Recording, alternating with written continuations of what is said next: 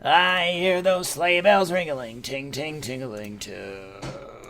Oh, it's lovely weather for a sleigh ride together with you. I'm really excited. Today is Christmas. Everybody sit back, relax, and listen to the boys talk about the coziest, most wholesome, everyone's favorite time of year, Christmas. All right, everybody, enjoy the definitely only positive vibes. There's no way they can fuck this one up. All right, enjoy, guys. Actually, it won't be fucked up much because there's nothing really negative going on. It gets a little sexy later, but oh hell yeah! Is Christmas supposed to be sexier than it? Why is everything supposed to be sexier than we make it nowadays? Everything is stale as fuck. Yeah, no, it's not really Christmas that's sexier, but there is a piece of it that's sexier. I even brought pictures. More like Yule Daddy, am I right? Yeah, Yule Daddy will make it a little sexier. So,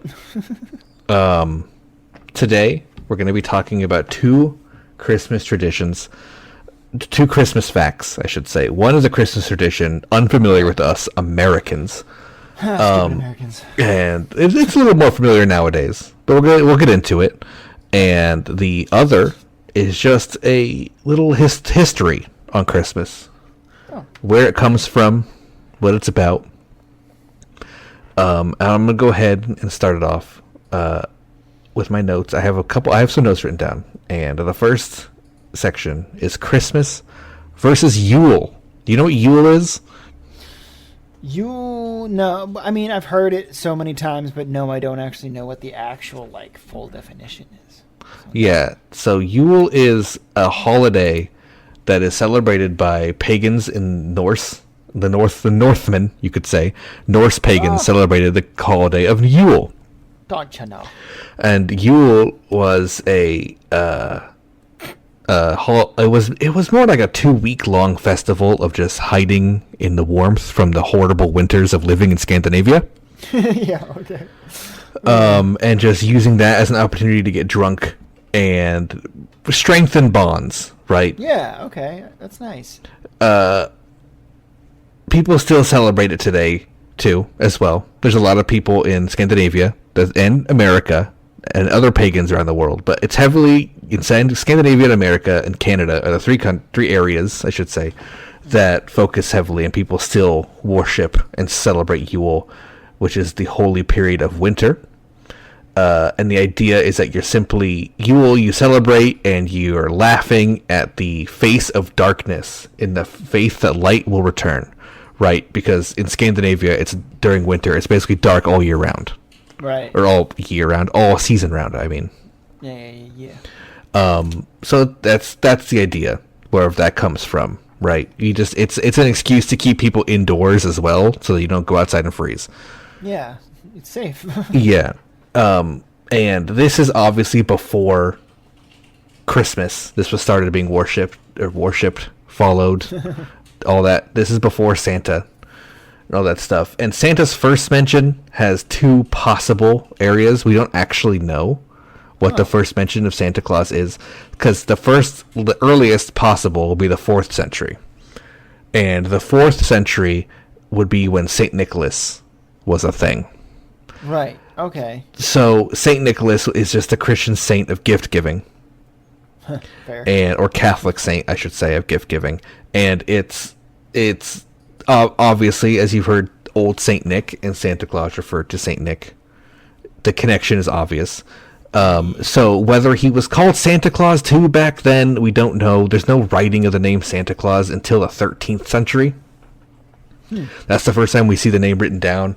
But we don't know the context of that. Even is it says old Saint Nick, and then it also says Santa Claus in referencing the same person. So it's possible that it was a word. It's possible that it was earlier than that. But as far as being written down, that's the earliest as we can find it. Describing. That's pretty cool, actually. Yeah, and it just describes the same thing: a person delivering gifts. If you're being good, if you're being bad, you don't get gifts. Basically, just a story to keep kids behaving. Yeah. And I feel like it needs to be. I can see correlation to the time of year where you're all staying inside with your family and your kids and your extended family kids, and needing to say, "Be good." Yeah, calm the hell down. You have to stay inside and be good, kind of thing. Yeah, Santa Claus will give you gifts if you're not little pieces of shit while your mommy, daddy, and friends are getting shit housed. Exactly. Each other Exactly. Don't look in this room. Don't open the fur doors. Yeah. And If you see a strange man walking out with a mask and no pants on, just look the other way. just ignore it. Ignore it. It's Odin. Ignore it. It's Europe. That would be Europe, baby. So Yule, the process of Yule in the Norse mythology, Norse tradition, is that all the gods are honored, but especially one, Odin, who during this time is referred to as the Yule Father. I didn't know that he was the Yule Father too. He's got many a title. He has a lot of titles, and that's this whole kind of first part: Christmas versus Yule, Odin versus Santa. Are they the same figure? I think they are, and we're going to go into even more depth as to why. So Odin, the Yule Father, is likely just Santa Claus, and Odin, if you know a lot about Norse mythology, takes a lot of different forms. He likes kids. Sorry, go ahead. He likes to hang around children and give them presents. I believe, he's known as the Allfather or whatever, he probably likes kids. He did father quite a few of them, so I mean, you are leaning towards the right direction. Yeah, but fathers like to give their kids gifts when they're good, right? Yeah, hopefully. Right. Hopefully, like a hammer, like a really nice hammer. In the palm of their hand. So Odin's most popular form is the Wanderer, which a lot of people know of. It's a man in a cloak with a white. What you see in Valheim. A long white beard. Sure, never mind. Sure. I don't know. It's a long white beard, old man in a cloak, covering his face usually. Sometimes has one eye, but not always has one eye. Oh, that is actually the one in Valheim. Odin uses this as his disguise to traverse the 9 realms to seek knowledge from people and others living in the different realms, right? Oh, that's so cool. He is the god of knowledge. So he just spends his whole time, he spends his life trying to traverse the different realms and gather as much as he can. Man, that's in a lot of different, by the way, there's like always a role of some major religion that's always like walking around just to try to like learn from mortals and living things. There's a lot of deities like that. Even in Dragon Ball, that's what the Kais do. Sorry, anyway. Yeah, well, it makes sense because Odin's a very good god, and he's very goodly. He's very wrathful too, of course. But unlike Zeus in the Greek mythology pantheon, where they all sleep around, they're all kind of assholes. Zeus just kind of sits on his high horse, and Odin kind of is like, I want to go live amongst the people and learn how they behave, so we can understand each other better, kind of thing. Yeah. Odin has a lot of kids with mortals, doesn't he? No. Oh, he does not. Oh, I'm thinking Zeus, Greek here. Zeus does, yeah. No, Odin has kids with his wife. Right, Odin's loyal. Right, good. Yeah, right. Odin's the good. Yeah, he really is the good boy. Right, of course. I'm mixing up my fathers. He, what I say? Oh, right. So he's the Wanderer, right? That's people know him as. That's how he's often known in pagan religion. Is you see him as the figure in the hood, usually with a staff and a cloak and a long white beard. Santa is originally described in the 12th century as an old, tall, gaunt man with a fur-trimmed cloak and a broad-brimmed hat or a hood covering his face, and he often would travel on horseback or with a walking stick. Huh. And I actually have a picture of the original Santa depiction next to an Odin depiction. So there's that. As you can see, some similarities in just they're old white men with long white beards wearing hoods. Old white men trying to be relevant still. All right, I'm just kidding. Yeah. Sorry. So that's number one, first comparison. Number two, on the night of Yule, Odin crosses the sky to reward the good and punish the bad.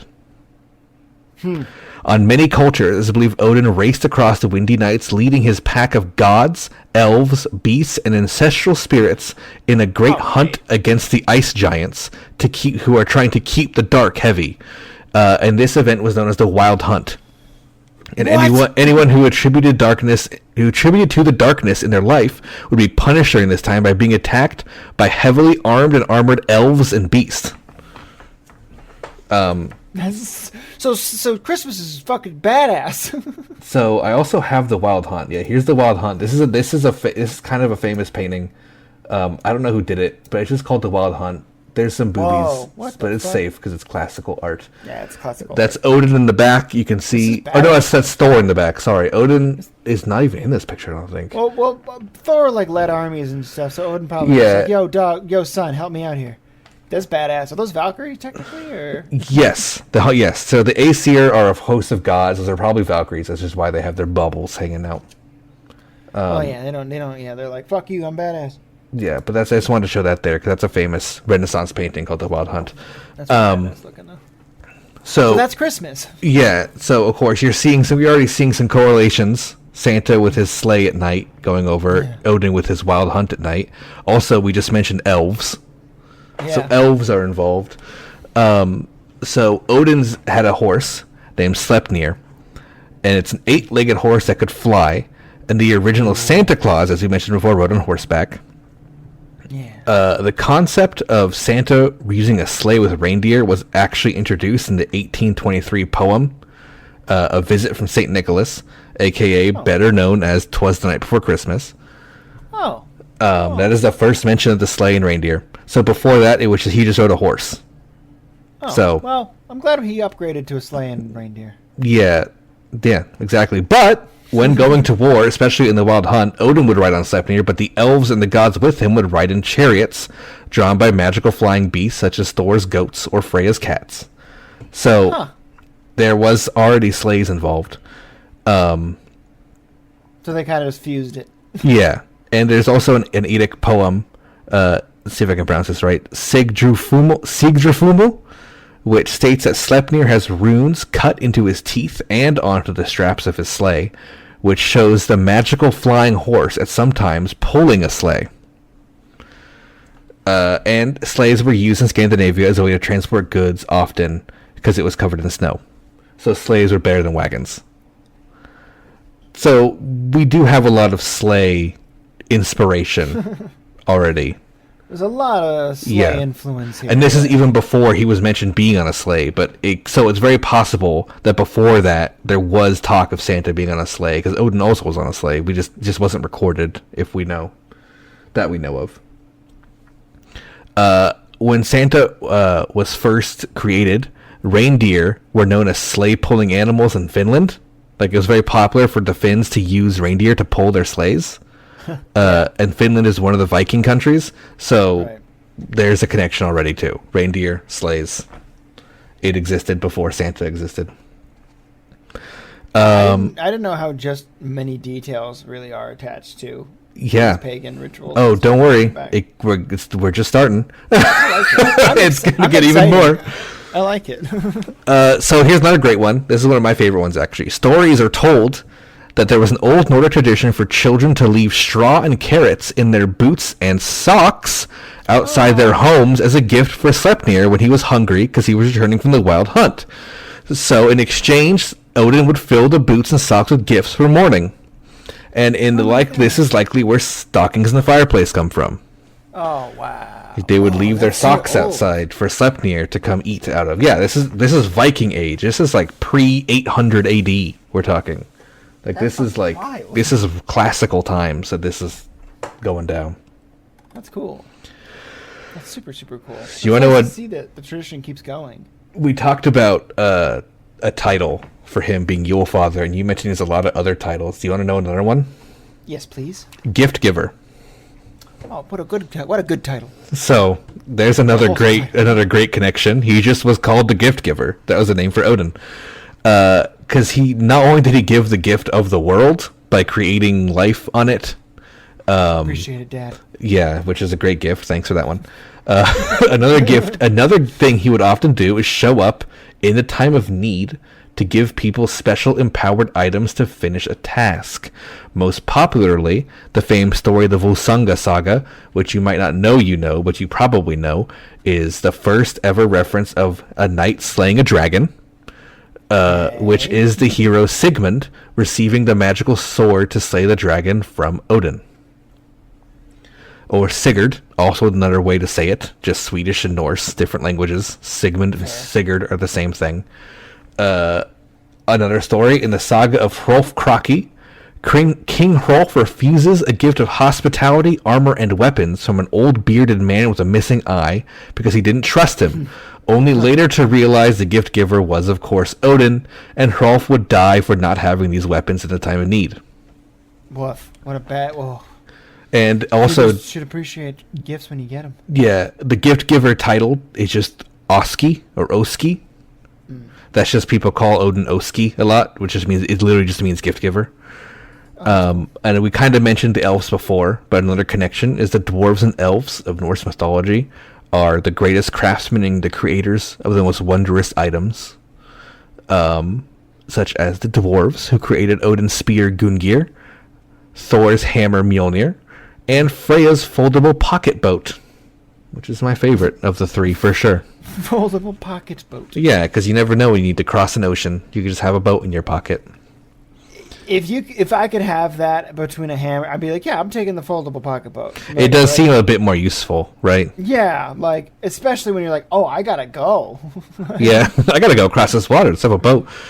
Whoop. The other one is the elven realm of Alfheim was gifted to Freya. However, the elves are mentioned in this Eddic poem Thoddrapa as the men of Odin. So they're very connected to Odin. And the elves and dwarfs, if you mix their descriptions, you get Santa's little helpers. Like, they're like a perfect hybrid of dwarf and elf. Oh. Like, they're elves, but they're small like dwarves. And they have, like, they're not often known to have the long pointed noses like dwarves do. For Norse mythology. So they're a very convenient mixture of those two things, which are very closely connected to Odin. Interesting. What do we have next? Odin is known as the far-seeing, all-knowing god, right? Yeah, he sees everything. He has two ravens, Hugin and Munin. Hugin and Munin. And every morning his two ravens fly out to collect news from all the 9 worlds and return to him at night to report back what they saw. Odin would walk the earth searching for knowledge and wisdom, as we mentioned before, and he would check on his favorite and his distrusted people. Odin was known as the chooser of the slain, who, along with Freya, judged if people were worthy of entering Valhalla. So this is very similar to Santa watching you all year round to know if you're naughty or nice, right? Yeah, basically. Like, Odin has this thing, you're always being watched. He's the ever-seeing god, so whether you do good or bad and no one else sees you, Odin sees you doing it. Kind of similar to our more modern, the Catholic or a Christian mythology of gods always watching kind of thing, right? Yeah. It's a similar idea to that. So pull your hand out of your pants, everybody. God's watching. Yeah, he can see you. He might like it though, so. Yeah, he might not care that. I mean, even the Pope recently, I think he just said today that he's like, sex crimes or whatever. I'm not even kidding. The Catholic Church is okay with sex crimes? I can't imagine why. No, anyway. You know what? You make a good point. At this point, they might as well fuck them, right? Jesus you know, Christ. What is a kid? Anyway. Oh, no. Oh, no. Anyway, what about Santa? Anyway, let's talk about Santa. They don't touch kids. They give gifts to kids. Exactly. They're not like popes. Odin's a much better person. I like Odin. Next topic, the North Pole, right? The North Pole, that's where Santa lives. He has a workshop there with elves making toys and stuff. It's at the top of the planet. In reality, it's the north, the very top point, right? That's the North Pole. So this is likely based on Asgard, where Asgard is the realm where Odin lives and other gods in Norse mythology live, and it was said to be at the top of the tree of life, right? The most northern point. And in Scandinavia, when you lived in areas such as Finland, Sweden, and Norway, Denmark too, but not as north. That's not as north. When you go up to those northern mountains, you start to see a very common thing known as Aurora Borealis. Right. Now, we didn't even know what this was, right, until the last century. So it's very easy to connect something so insane looking with mythology or magic, right? Oh, yeah. It literally looks like someone's doing something magical in the sky. Yeah. And it's coming always from the north. So they would think that the Aurora Borealis was gateway, the Rainbow Bridge to Asgard. We've all heard that through Thor and stuff like that. That's how you get to Asgard, is through the Rainbow Bridge. That Heimdall opens up. And so that's what they thought that was. They thought it was the bridge opening up. And often people would go trying to get to the bridge, never be seen again, because they got to Asgard. Actually, they froze to death. But, you know, that was a nice way to think of what would happen to those people. And another good point to this is that the Norse were referred to as the Northmen by many of the Christian countries. So North Pole, where the Northmen are from, you know, kind of just... Yeah. It makes sense to me that that Santa's workshop is just actually in Asgard. We also have here another fact. Santa was originally known as Father Christmas before being known as Santa Claus. It was Saint Nick, Father Christmas, then Santa Claus. And Odin's most popular title is... Christmas. All Father, that's right. and of course, Yule Father, as we mentioned before. So Father, Christmas, you know, Yule Father, All Father. And Yule, as we talked about, is very similar to the holiday of Christmas. So it basically is just the name Father Christmas. I like the idea now that Odin comes to visit at night. I don't believe in Santa anymore, but I believe in Odin. So we're gonna just, you know, leave a pork haunch on your fire for for Odin to come down with some carrots for Sleipnir. Yeah, I'll put some carrots in a sock outside. Yeah, don't forget the straw too. Got to get that fiber. Got to make sure Sleipnir has healthy bowel movements. Oh man. Honestly, it's probably worth a lot if you were to find one. Next, Santa is very complex, and while this may be the base of it all, the 3rd century Eastern Roman Empire, there was a figure known as Saint Nicholas the Gift Giver, which you mentioned before. Right. And when he showed up, it seems to be the biggest influence of all to the subject of Santa Claus. He may even be the first appearance of the legendary figure known as Santa Claus, and other medieval forms such as Sinterklaas exist, which I didn't go super into for this, but that's just another basically word for Santa Claus in Germany. Oh, okay. And it's comes from a pagan root more so than a Christian root, but Christianity seems to have taken all those traditions into effect into the holiday of Christmas. And they're also very, very, very, very, very similar to Yule. It's like the Slavic Central European Yule. Like, there's almost no difference. So that's why I didn't go super into it. It's just the same idea. Go inside, stay warm, get drunk, drink mead out of horns, behave, same idea. Yeah. So Victoria, I didn't get any pictures of it, but Victorian art and poems such as "'Twas the Night Before Christmas" during the Victorian age really kind of painted the Santa image that we have now. I have some vintage Santas here. These are all from the Victorian age, the 1800s. That is Santa Claus. Yeah, these are the first drawings of Santa Claus that we have in modern times. Again, 1823. Yeah, I actually recognize that bottom right one with like the blue gown on it. Like, I think that was in my or a drawing of a similar one was in my grandmother's place, because my grandmother's from England, so she has like a lot of stuff that's just like with that European influence. Yeah, and you can still see a lot of these today, like you just mentioned. That top left one, I had a little statuette of growing up in my house on the horse. Nice. It was exactly the same. I remember it was a little statue. It had like a little like fiber like Christmas tree in the back and everything. Like, I remember seeing that all the time growing up. It was a little like porcelain kind of thing. I'm glad we still have that in us. That like, hey, don't worry, we know what Santa looks like. He doesn't have to just wear the red, the cliche red shit. It's like, you can wear it's still there, but there is another mention of Santa Claus, which would show up. There he is. Make him bigger. There's our modern Santa Claus, and that is his first appearance in a Coca-Cola ad from the year 1930. He does look holly and jolly, motherfucker. Sorry. So despite what people say and what that left image is, the origin of the modern Santa 100% belongs to Coca-Cola. Yeah. They created the red robe, they created the red rosy cheeks, and he's always drinking a Coke and he's so happy. The red and white robes he always wears comes from Coca-Cola Company, which is wild. It's insane. Yeah, it transcended Coca-Cola, and now Coke can't own it anymore. It can't own it anymore. No, it can't. Coke can't own the image to it. They made it, and they can't own it because it's too big. It's too big, which is amazing to think about. Yeah, like Coca-Cola just created this. Like, what's the connection to? Which is my favorite. I don't know. I know why. I looked up the history of this commercial. It was created. Yeah, it was created just to sell Coke in the holidays. Like, look, Santa loves it, and they just the artist said he based it off of one image of Santa Claus from a Victorian postcard that he had growing up in his house, and that one image had him in a red and white sweater, similar to the top left one that I mentioned on the horse, probably. Right.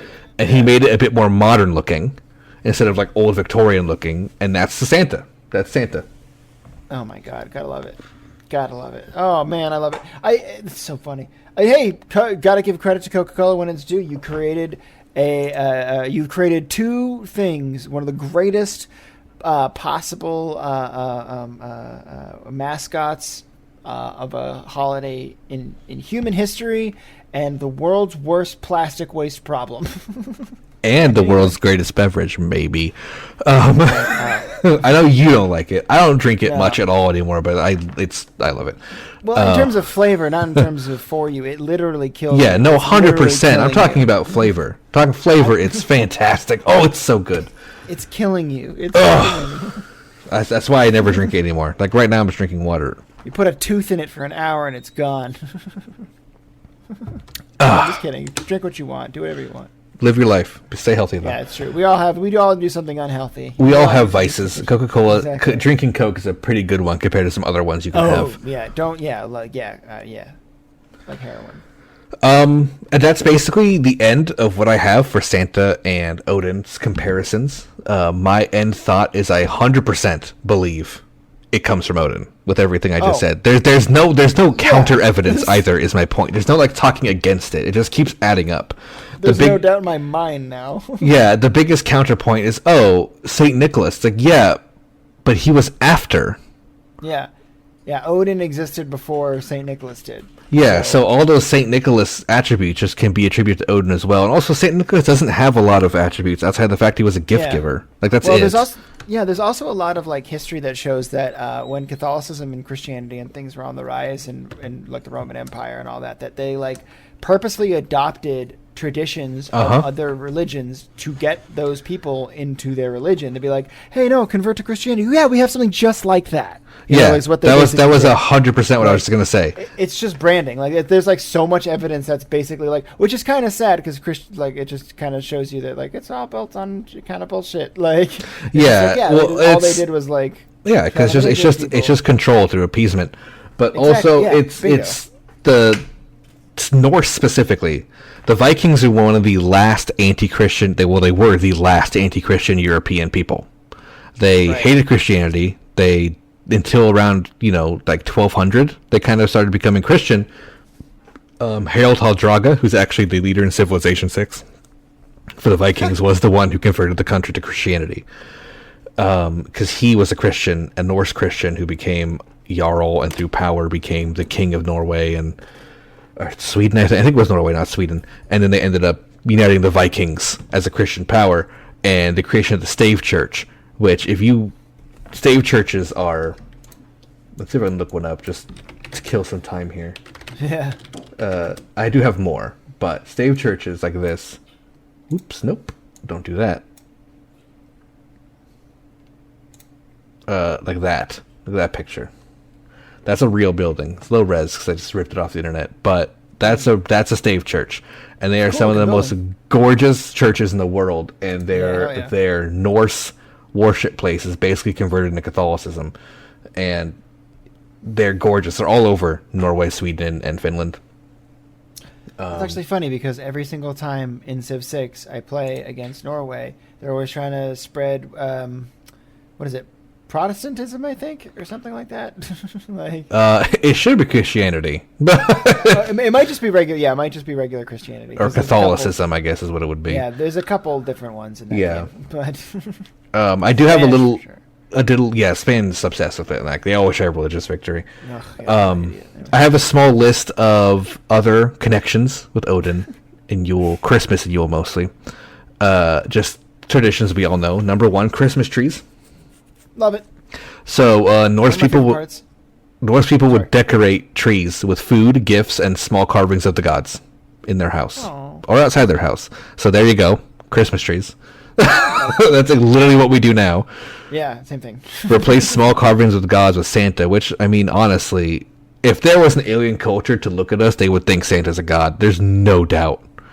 Like, we have so much Santa stuff everywhere, billboards, posters, effigies. Like, it's just but you know what's kind of nice? It's like, but everybody, like, I don't think anybody, except for children, obviously, with the exception of children who believe in Santa Claus as a genuinely real thing who comes down chimneys and gives gifts.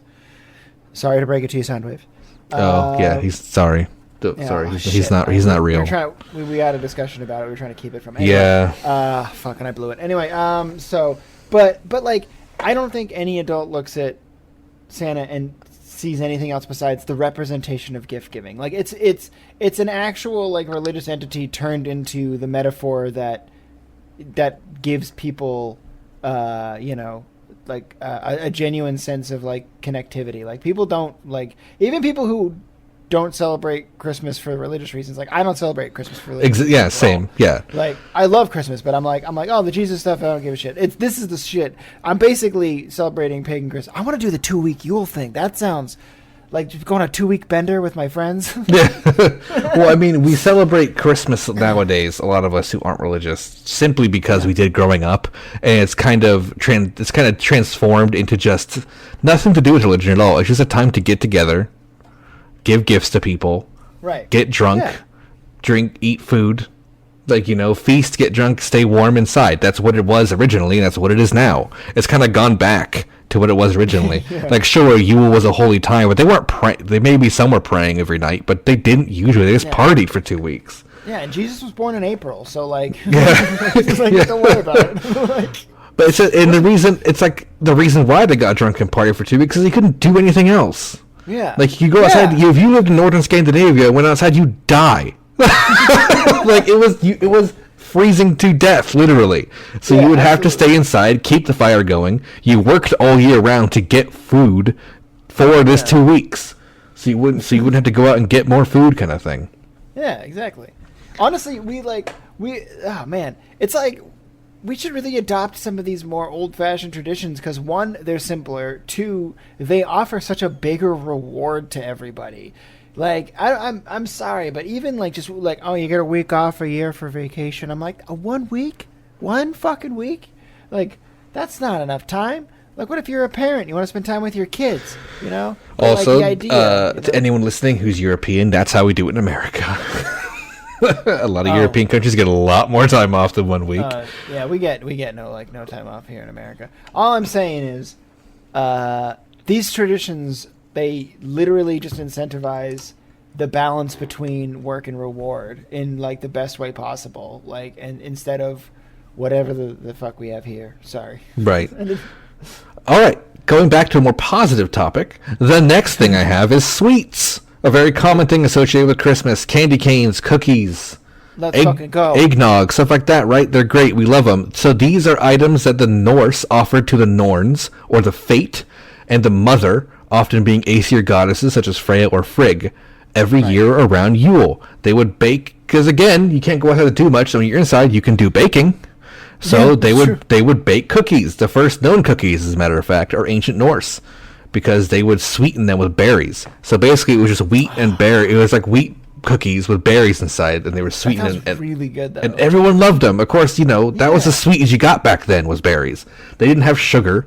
So I think they did use honey too, a lot of honey. So I guess it would actually probably why it's sweeter. So I guess they'd be cookies sweetened honey wheat with berries and stuff, kind of thing. You make a lot of those things in Valheim. Literally, like, you use honey and berries to make jams and Yeah. a shitload of different jams. So the first people we know to invent beekeeping was the Egyptians, but some of that got enough Norse, or they did it their own way, because the Norse did have a lot of bees, and they would just gather the honey. I don't think they would keep bees as much as they would just steal hives and Right. take all the honey from them. They didn't like have sustainable bee farming, as far as I'm aware. Right. But yeah, they would use that honey to make sweets, including honey sticks, which are the origin, we believe, of candy canes. Oh. But yeah, Yeah, but honey stick sounds better. it's a honey sticks you can get nowadays. But what they would do is they would get honey and leave it outside, so it would freeze solid, and during winter, and they were often known to put other items in it, such as mint. So there you go. There's your peppermint, little mint honey honey sticks, and these would be left outside as offerings for Freya and Frigg, the All Mother, or Mother Frigga as she's known. And they were often almost every morning be gone. I think we know why they would be gone. If any animal were to smell such a thing, they would immediately run towards it, or other people would just take them, of course, you know. Yeah, sure. But like, it's just, so that was a common practice because they always were missing, right? So it's like, oh, they must be coming down and taking it. And also, it wasn't just the Norn or Freya or Frigga. All the Aesir, which are a class, there's two. I'm not going to get into Norse mythology. It's a different episode. But Aesir are a class of goddess who are usually, or god or goddess who are of Asgard birth, basically. Got it. Mistletoe. So this is actually one of my favorite Norse myth stories because it involves my favorite god, Loki. And he is legitimately I love Loki stories. He's my favorite of all old gods. Loki's my number one. And mistletoe. So this is the story of Balder. So people might know Balder. Baldur's Gate. Balder is it's spelled the same but without the U. Baldr. But yeah, based on the same, Dungeons and Dragons has a lot of old gods and stuff in it. Like Thor and Loki are in Dungeons and Dragons. Yeah. So Balder is Thor's brother, another son of Odin and Frigga. Balder was invincible. Nothing could hurt Balder, and a common game in Asgard would be to throw sharpened spears at Balder. Because they would bounce off, and the gods loved doing it, and Balder loved it too. He would stand there and flex, and they would throw spears, and they'd bounce off, and he would laugh. They'd be laughing, they loved it. Well, as long as they're all having a good time. So Loki, the god of mischief, masterminded the murder of Balder. How do you murder an invincible person?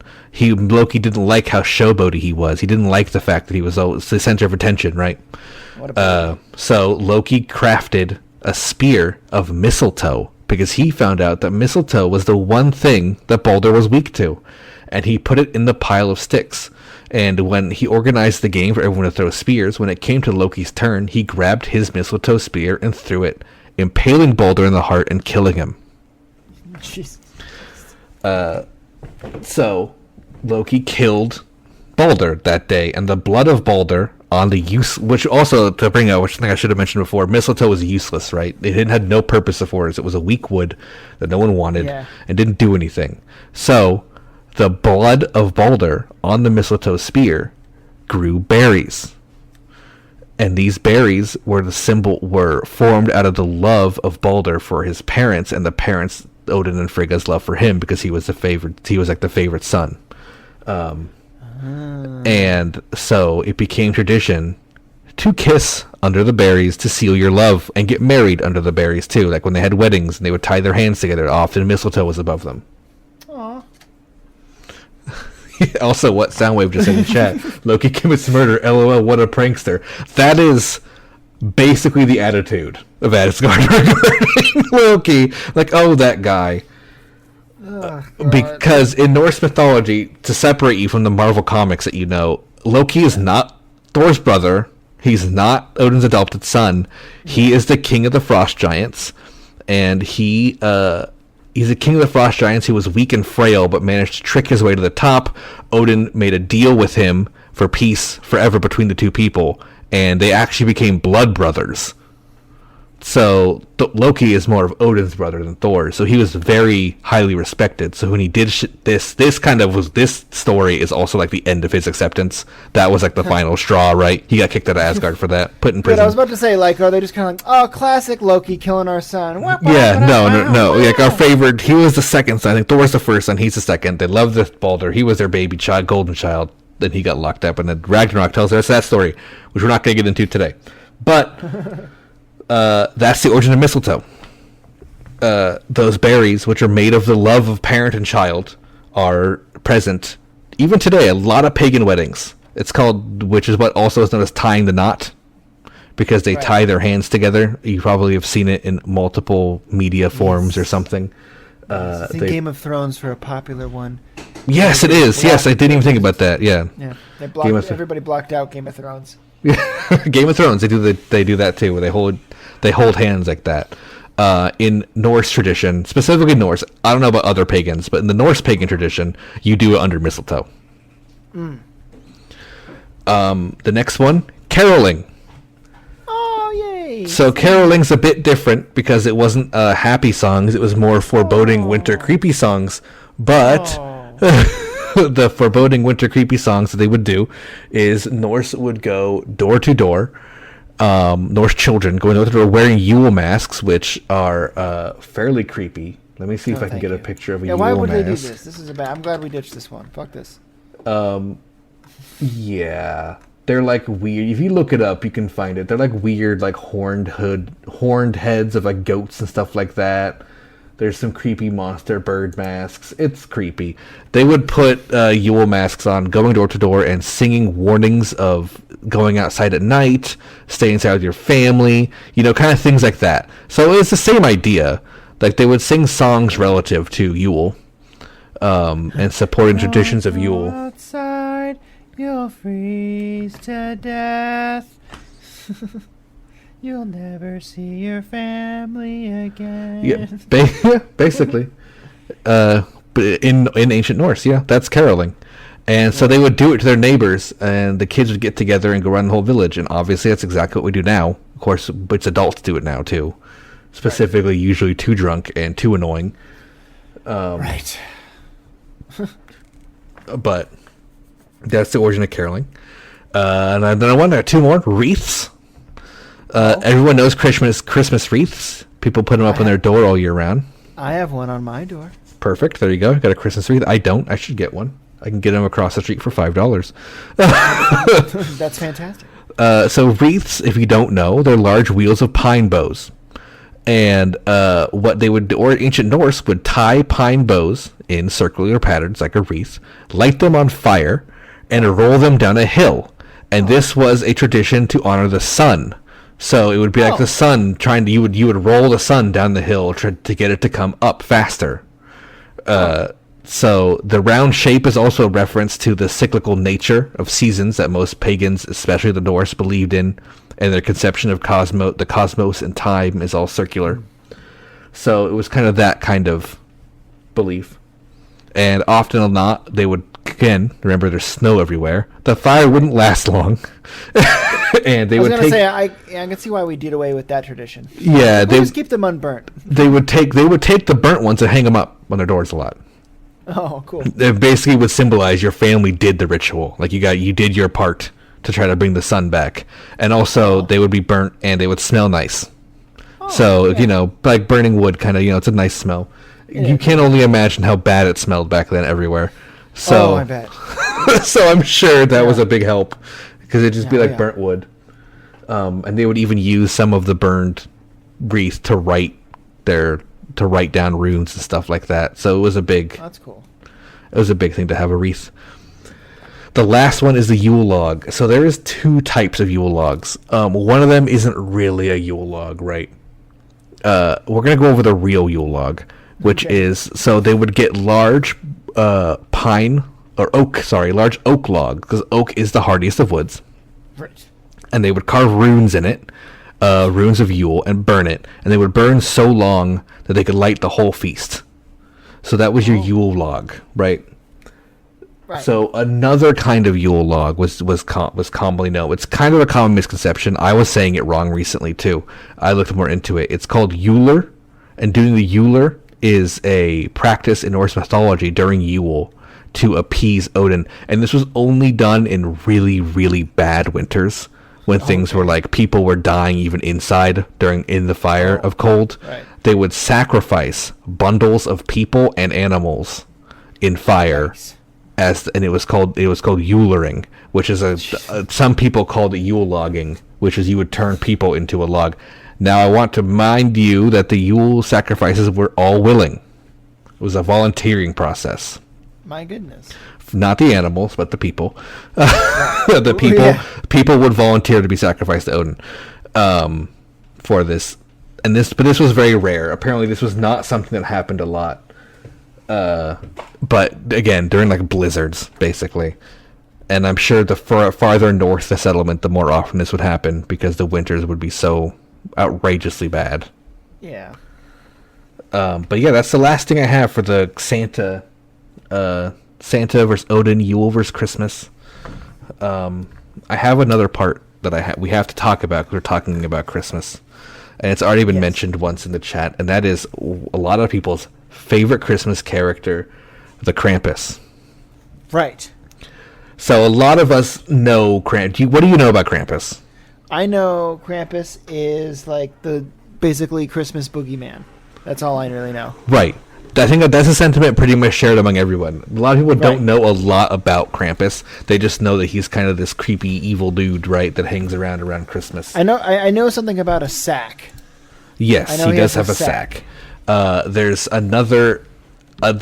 He is known as the Christmas boogeyman, like you said. He's like the evil Saint Nicholas. That's like what his known thing is. And so his description: he's a half goat, half man. Very similar to the portrayals of the devil, right? Right. And in Germany, he comes around to visit children on Christmas Eve. So Krampus, while mostly celebrated in Germany, I'm speaking Germany as a whole, a smaller southern German country known as Austria is actually where it's from. And he comes from the Alpines of Austria, which is, a very high up mountainous forest area. So it's not hard for people to imagine people coming up with legends of goat men living in there. The forests are just so dark and thick, and the mountains are full of mountain goats and stuff like that. So, who knows, people see in the dark, you see things in the forest. Krampus is a legend that's been around for centuries and is today still part of Christmas tradition in Central Europe, especially Austria. It's never gone away. But nowadays it's been popularized in America mostly just by how ridiculous it is compared to the wholesome Christmas that we know. Right. Like, it just throws such a weird and unnecessary negative, aspect to Christmas. Classic Germans.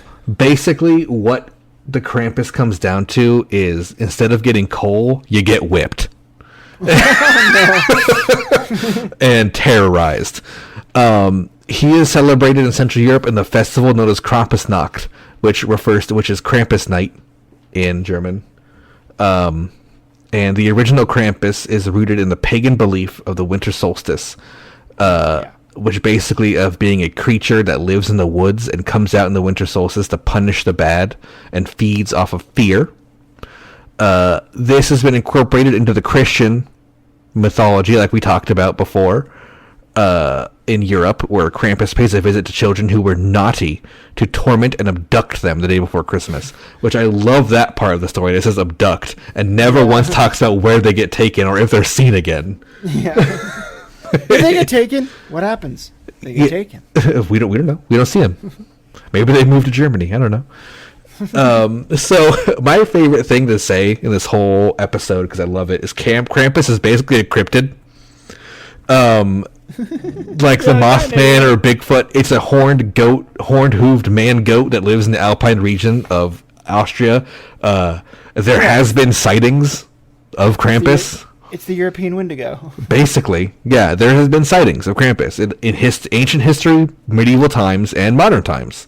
There have been Krampus sightings in the Alps, and it's just, I don't know, like any cryptid, we don't know. There's never been any video or credible photos of a Krampus, but it does have writings going back to pagan times, of course, like many other mythological creatures. And just that's another thing to I would say to discredit any reality of the Krampus, of course, in the cryptid note, is simply because it's such an ancient legendary figure that when you see a goat at night run really fast or get up and bray at you, people will think they're seeing in low light a man goat. That Especially kind of thing. with how many people drank. Yeah, you're probably drunk if you're out in the woods that late. And also, it's such a well-known figure. You know what I mean? It's like Bigfoot. Right. You hear something rustling around, you're like, it's Bigfoot! That kind of thing, Yeah. It's already in your head. If you don't believe in Krampus, then Krampus doesn't exist. Exactly. And outside of the old lore, there's not really any credible, statements about it. Like we just said, I explained everything. The old lore has already been said. There's nothing else to know about Krampus. Outside of tradition, which we're going to go into now. The Krampuslauf. So Krampuslauf means Krampus Run, and that is an event that happens every year in Austria. It is still heavily practiced. Me and Super Pooper, shout out to Super Pooper, my channel artist. We were just actually looking into. There's a town not far away from us, a couple hours north of Los Angeles, that is a German town or Dutch town, and they do a Krampuslauf every year. Wait, you talk about Solvang? Yep. That's it. Oh, Solvang does a Krampus. They do a Krampuslauf. No shit. And they do it legitimately, not like a joke. Like it's actually done in the same way they do it in Austria, because they're a Dutch. They from a country that practices this kind of stuff. And I love Solvang, by the way. I've never been, but I know of it. It's fantastic. It's fun. Yeah, Krampuslauf is basically Austrian men get dressed up as Krampus and run around the streets terrifying children. And it's the attempt to get them to behave before Krampusnacht. And this is where most of the knowledge comes from. That's where we see Krampus, right? Yeah. Is terrifying children. And my favorite part is that the men who dress up as Krampus often have horseshoes on their feet to sound like hooves, and drag chains. Oh, Jesus. Which is just such a horrific sound. That's horror 101, dragging chains down a brick road. It's so ridiculous. That's good. And this was this. Yeah, go on. Go ahead. No. I was just say, fun fact, on my Twitch account, the picture of me looking up with the Christmas lights, that was in Solvang. I was taken in Solvang. Dalton took that picture. There you go. I'd love to visit Solvang for Christmas. It's a big thing there, and they do a Krampuslauf. Let's go for Krampuslauf. Oh, God. Let's get chased. We're adults. Let's chase the kids. Yeah, we do the chasing now. I'm not a kid anymore. So that's everything we've said has been it's so Austrian, right? It's Austrian, It's Austro-German, Central European. It goes north into the Denmark and Netherlands, the Dutch, like we just mentioned, Solvang is a Dutch city. Right. So the Dutch of Holland, now Denmark, kind of got this Krampuslauf and Krampusnacht going on too. So how did it get to America? What got it here? From The Office. Was 19th century postcards, and a lot of these you already know them. I think this is one. Yeah, so there's one. There's one. Here's another one. These are two postcards. These are very famously known images. You see the basket with the kid in the back because he's abducting the kid. He's driving away with two kids. The other one, he's on a sleigh abducting a child. That's what they do. The fucking kid on the fucking rocking horse is just he's this is so uncomfortable. Confined to their fate, basically. Although it kind of looks like the look on his face is more like his creepy uncle is like, hey, want to go ride on the horse together? He's just like, all right, Uncle Tom. I mean, I guess. Okay, I guess. I brought a basket of fruits for you. Oh, he does have a basket of fruits. That's interesting, actually. Yeah. Maybe that's where they have to eat the fruits until it's empty, and he puts the kid in there. Yeah, and then he steals them anyway. Yeah, he's got his little wicker whip in his hand, too. You can see him whipping the kids. So, Krampus cards, they often say Gruß von Krampus, which is what you see written there. Gruß vom Krampus. And Gruß vom Krampus means greetings from Krampus, which is not what a Christmas card nowadays you would see saying Happy Holidays. Basically, it's saying be nice or get kidnapped. Like, greetings from Krampus is not a good message to send. It's saying like Krampus is watching you. So these would be sent in Austria to their families to be like, what, like, be good to the kids. Krampus coming. They were very, very popular in the 19th century. Again, the Victorian age of drawing where art kind of took off in this modern idea on little things like that. And so, of course, there's a ton of German and Austrian Americans. And so they would send these cards to their family in America, and their, English American, Anglo American friends would see them and be like, "You're weird. What is this? Ha ha!" And you'd be like laughed about. And so that's where Krampus comes from, basically in America. That's fucking cool, actually. And we know about it like this way. Oh man, that's funny. I was just thinking, like, when I was in 3rd grade, I was a little piece of garbage, and I punched a kid a couple times. This was the first time I was punchy, and I got in trouble for it. Yeah. If I got a card that from Krampus, like that had Krampus on it, saying like after I did that, being like, "Hey, this is like, we know what you did. Be good." That would probably scare the shit out of me. I would have been like, "Oh fuck!" Like it's like in Skyrim when you get the hand that says "We know" on it. Yeah. Like it's just like that. What the fuck? What the fuck? That fear that would have definitely made me probably straighten up quick as well. It's very ominous. Yeah. It's an ominous thing, and you get this creepy goat man with a giant tongue, making you uncomfortable. Always licking. And so there's a ton of I just pulled 2 of my favorite examples of these cars. I love the one where he's driving away with a kid, like he's literally doing like kidnapping. He just like grabbed 2 kids. He's got, I got your car too. Also, look at his calves though on the pony one. Dude, he's fit. He's if you that's so you can't run. He'll chase after you. He's Daddy Krampus. All right, keep going. They all have 3 similar aspects. Not all 3 might not be present, but all 3 will be in these Krampus cards. Putting a child into a sack for who knows why. He's again abducting without clarity. That's pretty funny things to abduct in, though. Yeah, like a wicker basket. Just like there's like a baby crying. Like you could just climb out, but you just sit there and cry instead. Nah, it's a stupid dumb baby. It is literally a dumb baby. Chasing children with a whip or chain. You can see in the car one, he's got the chain, and then the one on the rocking chair, he's got the chain just out in his hand. Again, we were talking about dragging chains through the street, so chains are for some reason connected to Krampus as well. I guess tying kids up, abducting them with chains, maybe? Well, he probably puts them in the burlap sack and beats them with the chains. He has a beating, like wicker whip, though. Oh, right. He doesn't. So I'm assuming it's for tying them together. Yeah, I don't think he's trying to kill them. He's punishing them. They come back purple, not dead. And the third, that with broken skulls. And the third one, which isn't really, I saw this referenced in the description of Krampus cards as being a present thing. I couldn't really find good examples of it. Maybe the one where he's driving away in someone else's car, but destruction of property. That's another common thing. So maybe like stealing a car is destruction of property. I don't know. Maybe so he's gonna break. Stolen in that maybe he's then. gonna. Yeah, I think so. I don't think he has. I don't think the Krampus mobile is a common. I wonder thing. how Krampus feels about it. I wonder if he likes his job. Like I'd like or if he's like goes home. He's like after a while, I'm kind of sick and tired of beating the shit out of kids all the time with these sticks. They say sorry. They say sorry after the first 2 or 3 hits. But I gotta keep going. No, brother, it's your job. And he pushes him back out. He goes, "Oh man, Santa, my older brother Nick always gets the good jobs." Yeah. He gets the gift. Well, time to go abduct Samantha. So God. There is a third Krampus card. Oh.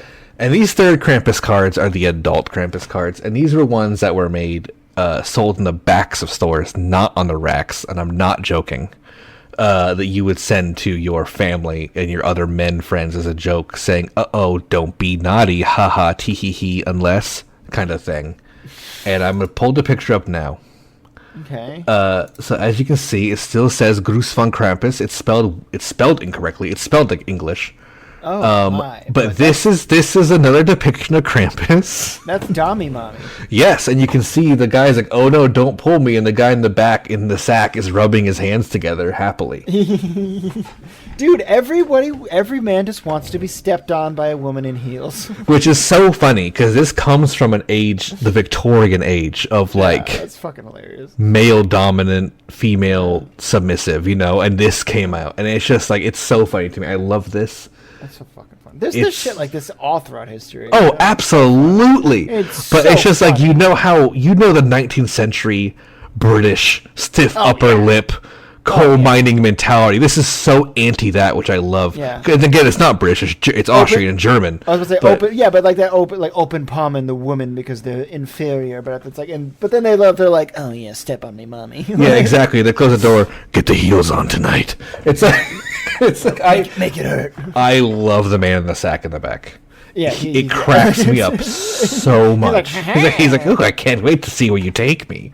I can fit my whole head in your asshole. It's like, put me inside you, Dommy Mommy. Yeah, seriously. It's like Hagrid. It's like that's Hagrid's dad before that because Hagrid's dad was a small regular person and then he banged a big giant mom. So I want to throw something out there about this card that I was looking up, and I couldn't find any confirmation, but I have a theory this card isn't even German. I think this card is British, and I think it is from the 19th century, because there's multiple cards like this of like Mommy Krampus. Well, but I know British people like this. I think, yes. Also, I mean, Germans are notoriously kinky, but the way Gruß is spelled, as you see it on the other cards, the other cards have it spelled with the German character. That's how you make a double S sound in German, is that big capital B. I use Duolingo, so I know. I have been doing German Duolingo for quite a while. So Gruß von Krampus would be spelled that way, and they spelled it with two S's, which makes me think someone said it's pronounced Gruß von Krampus, and they spelled it that way. Just a little theory I have. I would... you know what? I'm going to play devil's advocate. Fuck you, you're wrong. It's not... No, I'm just kidding. Yeah, that makes sense to me. It actually does. That's a little theory I have, that maybe it was just some Victorian Brits. I love how, like, there's always, like... With all these, like, old holidays and stuff, there's always, like, okay, there's a big section for the kids. Like, not just Krampus, but, like the gift-giving part, the wholesome part, the feasting, all this stuff. And then there's always just kind of like... And then when you become an adult, it gets a little kinky. It's like, it always gets a little kinky. Yeah, every time. It's like every holiday. It's like Christmas, a little kinky. Well, it's just adult, you know what they say? Adult toys, right? It's just the kids get their toys, the grown-ups get their toys. It's a time of play. It's a time of festivity. So, I have a couple more notes that I have written down. The Krampus is mostly known in America. Like, we all know what the Krampus is. I feel like in the last 15 to 20 years, kind of just because of the popularity of it being shown through movies, cartoons, music, games, whatever. Because I think it's just it's so ridiculously negative for Christmas to have this character. And I think it just has people just kind of like laugh at it, like what the fuck? Why is there a Christmas boogeyman? Like it's just like it's the thing. And like I mentioned, in the Victorian age, of course, many German families in America knew about it. And they have all these old postcards and stuff. But again, it probably wasn't taken very seriously because no one else here did like the Krampus loft, that wasn't done here. So they're kind of faded out. And now recently, just with globalization, it's becoming more prevalent here. He really is the opposite of Santa. Because, I mean, to go back to the Krampusnacht and Christmas in Germany, it would be the Krampus would come on Christmas Eve to punish the bad kids, and then on Christmas Day, the good kids get their reward. So the boogeyman comes at night on Christmas Eve, and then Christmas morning, it's all good. So he literally is like Dark Santa. Like yeah, no, imagine like waking up Christmas morning, like you're the good kid, you wake up and then like your sister's bed is empty, and you're just kind of like, hey, you got all the presents you wanted. Where's Beth? Oh, who? Who's Beth?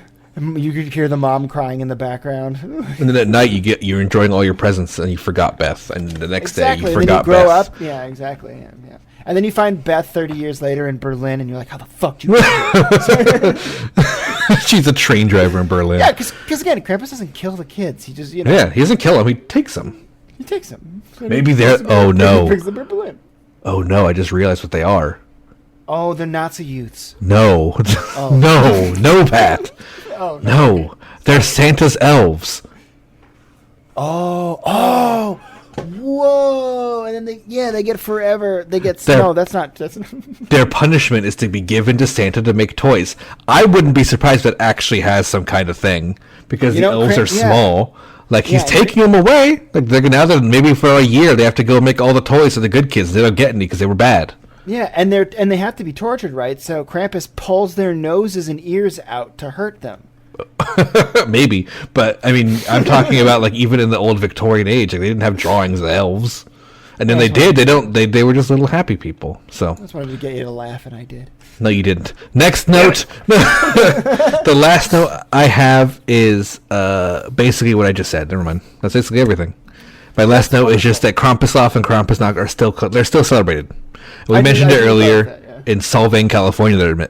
They're practice. I'm sure many other towns, especially in the South, there's a lot of German settlements in the South, like West Virginia and stuff like that. They probably do it too. But in Germany and Austria, especially, every year they're still celebrated. I love it. Heavy Catholics don't. Catholic and Christian people who do Christmas for religion often don't because it's not supported that way as much. It's more of a pagan appeasement. But people still like to do it. It's commonly done. Well, I like all the pagan stuff. Maybe sans the Krampus stuff, except for Kinky Krampus. I'm down with Dommy Mommy Krampus, but like... Another thing I didn't notice is that a common punishment for bad kids during Krampuslauf was no dinner. Oh, that sucks. So you would miss out on the Christmas Eve feast, right? Which is a big deal. But that's the realistic, because obviously there wasn't a goat man kidnapping kids, so... the kids would never get kidnapped, so they had to give them some kind of punishment. So basically it was that, your portion of the food was taken by Krampus, sorry. That's good. Or it's either you get taken by Krampus or you don't eat tonight. You get to choose, Yeah, kind of thing like that. So it's just like, that's how it kind of really happened. That's Krampus. That's all there is to Krampus. There's not that much deep lore on Krampus. I bet there were some crazy dads who hated their kids and dressed up as Krampus and took their kids out and just left them in the middle of the woods and were like I told you this was gonna happen. I told you Krampus was coming for you. That's dark. I didn't mean to make it go dark. They locked Beth in the barn overnight where there's no heater and she dies of the cold. And then they're like, "Oh, Krampus took her." Oh, God. That's what happened. We can make any wholesome subject dark. Exactly. I do love how most of this though is just kind of all these traditions are relatively wholesome and have wholesome intentions and really great there's a lot of things. That was the sexy part I mentioned earlier, was the sexy mommy Krampus. Outside of that, everything is pretty... Even Krampus isn't that bad. It's just he's going to hit your kid. But obviously no one's actually taking the kid. It's just a very clear moral lesson and way to tell kids to behave. Yeah, Krampus is honestly like a cartoon villain, which is what is he going to do? Blow up the cities? You got to kidnap and eat all the kids? No, he kind of just puts you in a sack and beats you with some sticks for a few minutes and then, dumps you off in the woods and you have to go home. Or just rides past you on his fucking Krampus-mobile and whips you in the face with the wicker, goes, yeah, and then drives away. And you're just what the fuck? And that's it. What the fuck was that? That's pretty good, too, actually. Yeah, that's it. Yeah, exactly. It's really not that bad. But, which is all things considered...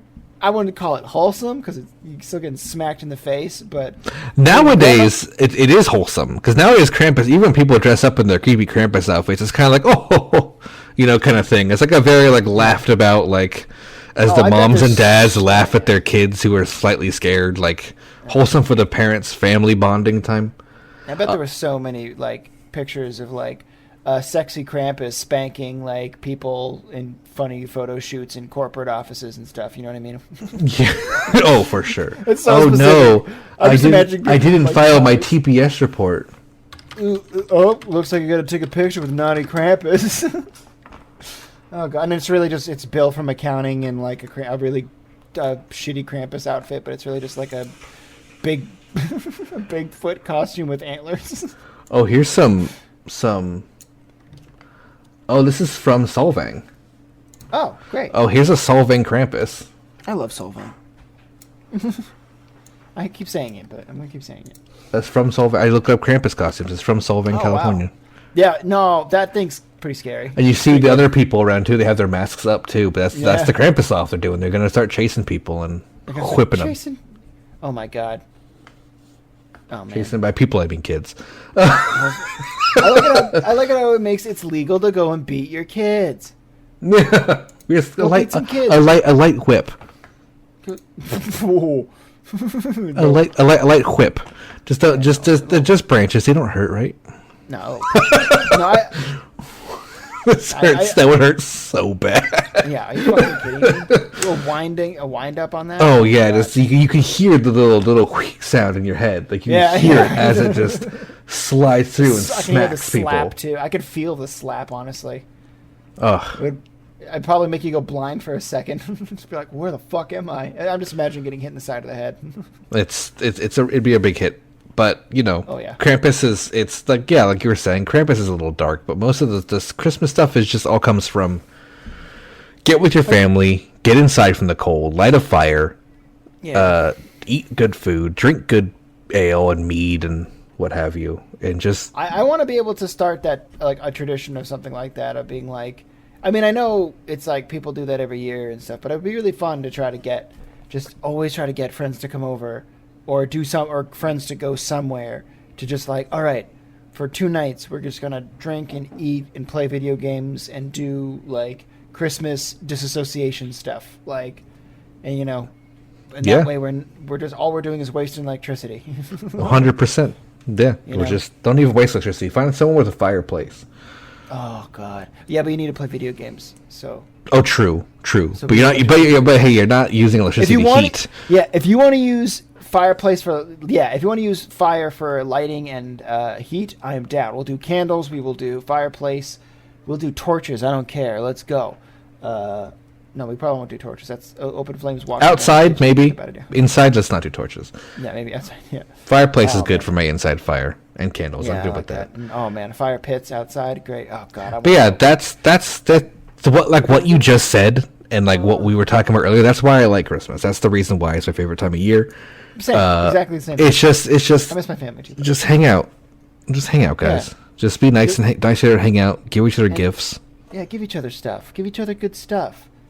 It was so cute. I'm so excited. I like it. Like, oh man, I'm starting to see the light on gift giving as a love language. It's not usually typically one of my love languages because I'm like, no, gifts are for when you earn them because I live in a capitalist America. So I'm like, you earn your gifts. No, that's a very common perspective. A lot of people aren't into the gift thing. Which I'm wrong. I'm wrong. Gifts are to be enjoyed and given, and and if anybody else feels that way, that they feel a little nervous, like this is something that I've definitely talked about and I've worked through a lot. It's just that like a gift is a gift. If somebody says I want to give you something, like it's a gift to take it. Yeah, I mean here's a great example. Breath of the Wild. Pat. If you've been listening to this show, you know that Pat is a huge Zelda fan, and he has mentioned on multiple episodes that Pat has not played Breath of the Wild. I just recently gifted Breath of the Wild to Pat, and I feel great knowing that Pat is playing Breath of the Wild. It makes me feel so happy inside knowing that you're experiencing that great experience. Yeah, I'm not gonna play I'm not gonna be able to play too much today, which I'm a little bummed out about. But I'll play a little bit of Doll Kicks later, maybe. Later. We have things to do. Oh yeah, no. I got a full stream after this to do, which is. So it's just it's a great time. It's a great time. Yeah, everybody. So take your gifts, give your gifts. Enjoy Christmas. Drink a glass of wine. Yeah, or mold wine. Mold wine? Is that what it's called? Ugh. Hot maybe some juice. Eggnog. Maybe some eggnog and whiskey. People like that one. That's a good one. Ugh. I haven't had that one. Germans drink this gross, it's like cough syrup alcohol. It's disgusting. I've tried it here. I've not tried it in Germany. Jägermeister? No, it's called like mold wine or something. Oh right. It's just rum, like they boil wine with like fruit and like spices. I do know about this. Yeah, and then you drink it warm. Really a lot of people like it. I think it's disgusting. A lot of people like it. I had it, actually. I tried it once, I think. Didn't I try that once? Yeah, I know exactly about this. I tried it a few years ago out here when I went to a Christmas like little market fair with some friends, and I thought it was foul. They were making it like fresh, and they were a German family, so I'm assuming it's fairly authentic. And they were scooping it out with a ladle into the cup. Yeah, yep, that's what I. And it was free. Oh my god! I can't So believe I, people were just drinking it, like everyone was drinking it. I was just like, it's gross. Getting shithoused, yeah. That'll get you a good old headache too. Ugh. It was so sweet. It tasted like I was drinking Tylenol PM with whiskey or something. That sounds terrible.